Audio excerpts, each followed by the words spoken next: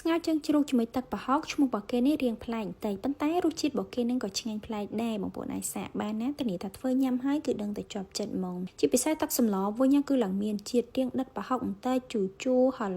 ហើយជើងជ្រូកយើងស្ងោរវាផុយល្អមកញ៉ាំទៅគឺមានជាតិខ្លាំងមែនតែនហ្មងសម្រាប់គ្រឿងផ្សំដំបូងដែលយើងត្រូវការគឺជាជើងជ្រូកហ្នឹងឯងជើងជ្រូកនេះគឺខ្ញុំប្រើមកចាហៀងណាបងប្អូនយើងលាងទឹកលាងអីឲ្យស្អាតសិនមកចាំយើងទៅដាក់ដាំទឹកដើម្បីស្រុះជើងជ្រូកដាំទឹកឲ្យពុះហើយបងប្អូនចាក់ជើងជ្រូកចូលហើយយើងកូរវាប្រហែលជាខ្ទង់1នាទី2នាទីអីសិនទៅអានេះគឺយើងស្រោះអញ្ចឹងទៅទឹកសម្លរបស់យើងនឹងវាបានថ្លាល្អហើយអត់មានកតិកទីដីអីអញ្ចឹងណាហើយសម្រាប់ការស្រោះនេះវាអត់មានអស់ជាតិអីទេបងប្អូនបន្ទាប់ពីនឹងមកយើងទៅរៀបចំគ្រឿងផ្សេងទៀតដែលយើងមានដូចជាខ្ទឹមសខ្ទឹមក្រហមជាមួយនឹងម្ទេសខ្ទឹមសខ្ញុំប្រើ3 4ក្រពើកាត់វាជាដុំរាងតូចៗខ្ទឹមក្រហមមួយកូនមើមតូចជាមួយនឹងម្ទេស3 4គ្រាប់យើងលីងវាប្រហែលជាខ្ទង់5 6នាទីឲ្យឡើងសបកឡាតមកល្មមសិនមកចាំយើងយកវាមកបុកសម្រាប់ការបុកនេះមិនបាច់បុកឲ្យម៉ត់ពេកទេបងប្អូនមើលតែវារាងបែកមកល្មមយើងដាក់ប្រហុកចូលមកសម្រាប់ប្រហុកនេះគឺខ្ញុំប្រើ5 6កន្ទុយយើងលាងទឹកវាមួយទឹកពីរទឹកឲ្យជ្រះអំបិលសិនមកច្រាំវាឲ្យម៉ត់កុំឲ្យមានឆ្អឹងហើយយើងបុកវាចូលគ្នាជាមួយខ្ទឹមសខ្ទឹមក្រហមហើយនិងម្ទេសមកបន្ទាប់ពីនឹងមកគឺយើងមកដាក់ដាំទឹកដើម្បីធ្វើសម្លហ្មងប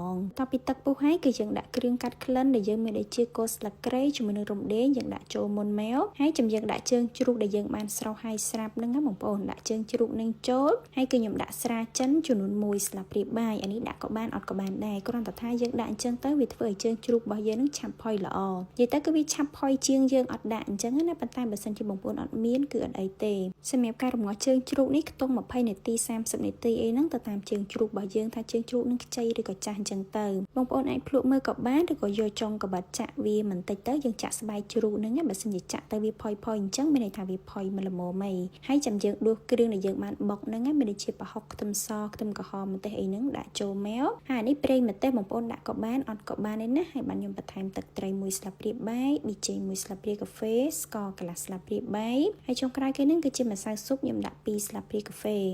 សម្រាប់ស្លមួយមុខនេះបងប្អូនកុំតន់ដាក់អំបិលឬក៏ទឹកត្រីអីច្រើនណាព្រោះអីប្រហុកក៏វាប្រៃដែរអញ្ចឹងហើយយើងដាក់វាចូលសិនទៅចាំភ្លក់មើលហើយចាំយើងថែមថយតាមក្រោយសម្រាប់បន្លែវិញគឺខ្ញុំប្រើទឹកផ្សិតទេបងប្អូនផ្សិតច្បាវហ្នឹងយើងពុះវាជា2មកហើយខ្ញុំបន្ថែមស្លឹកក្រូចសើច4 5ស្លឹកទៀតដើម្បីឲ្យស្លរបស់យើងនឹងគឺកាន់តែមានក្លិនឈ្ងុយបន្ទាប់ពីយើងដាក់បន្លែផ្សិតចូលហើយយើងអត់គ្របយូរទេណាបងប្អូនគ្របប្រហែលជាខ្ទង់2 3នាទីអីហ្នឹងផ្សិតរបស់យើងឆ្អិនហើយតែប៉ុណ្្នឹងមកបងប្អូនអាចភ្លក់មើលហើយថែមថយគ្រឿងបានសម្រាប់ខ្ញុំនេះគឺវាស្ទើប្រៃបងប្អូនដោយសារតើប្រហុករបស់ខ្ញុំហ្នឹងគឺវាអត់សូវប្រៃដែរអញ្ចឹងហើយគឺខ្ញុំបន្ថែមទឹកត្រី1ស្លាបព្រាបាយទៀតគឺត្រូវរសជាតិដែរ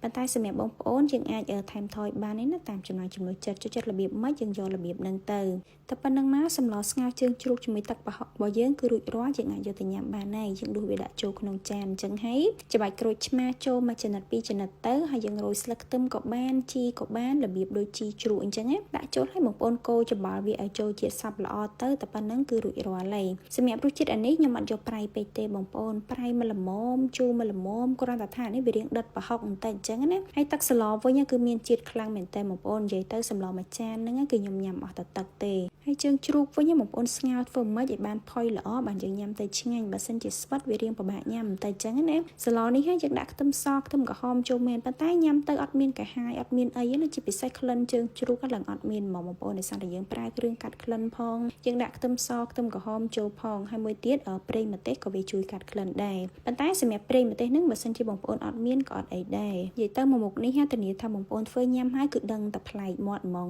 ប៉ុន្តែអានេះប្លែកគឺប្លែកឆ្ងាញ់ហ៎បងប្អូនមិនមែនប្លែកញ៉ាំអត់កើតទេហើយសម្រាប់វីដេអូរបស់ខ្ញុំក៏មានតែប៉ុណ្្នឹងដែរបើសិនជាបងប្អូនមានជាមតិយោបល់ឬក៏ចម្ងល់អីអាច comment បានណាអរគុណច្រើនជួបគ្នានៅវីដេអូក្រោយៗ